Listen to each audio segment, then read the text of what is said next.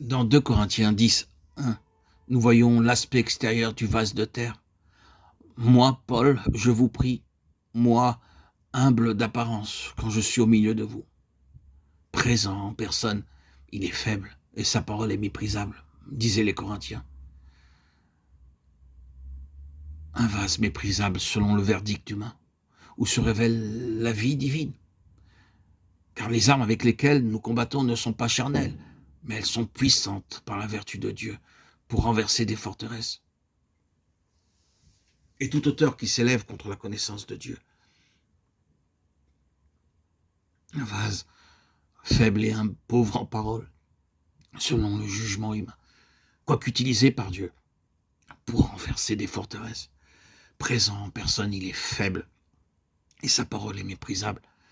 Certains d'entre nous désirent être des orateurs et s'ils ne sont pas aussi intelligents que monsieur un tel, ils ne feront rien du tout. S'ils ne peuvent pas prier comme un tel, ils ne prieront pas à haute voix. Et s'ils ne peuvent pas parler comme un tel, ne donneront aucunement de message. Et cependant, Dieu a choisi les choses folles du monde pour confondre les sages.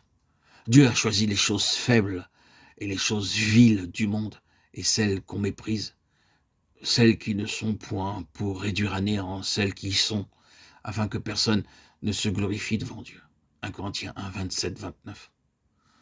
Ne serons-nous pas disposés à être des vases méprisables?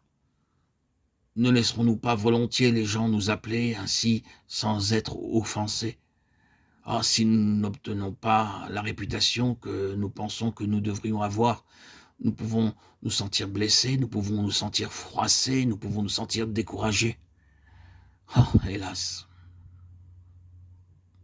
hélas, tout ceci est possible parmi les enfants de Dieu. Et si toutefois il y a en nous quelque chose de beau, c'est nous qui en avons le crédit et non pas Dieu. Mais quand il est clair que nous sommes des instruments faibles et incapables, notre Dieu a toute la gloire. Regardons finalement dans 2 Corinthiens 12, 7, et pour que je ne sois pas enflé d'orgueil à cause de l'excellence de ces révélations, il m'a été mis une écharpe dans la chair, un ange de Satan, pour me souffleter et m'empêcher de m'enorgueillir. En résumé, nous voyons ici le vase de terre et son danger. Plus Dieu nous utilisera, plus il y aura le danger de nous enorgueillir, tant que nous serons des vases de terre, tant que nous serons dans le corps de notre humiliation. Il faut que Dieu porte sa main sur nous et nous garde brisés, de sorte que nous puissions dire que quelque chose vient de nous et que nous ne nous attribuons quelque gloire.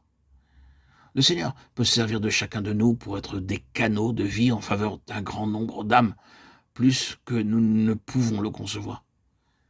Mais serait-il prudent pour lui de nous utiliser ainsi sans une œuvre de brisement? Le Seigneur peut vraisemblablement nous donner juste autant d'abondance qu'il voit que nous sommes capables de porter si beaucoup de vos prières restent encore sans réponse. Ne vous reposerez-vous pas sur Dieu, votre Père, qui peut vous donner toute chose à l'instant même s'il voit que c'est sans danger pour vous?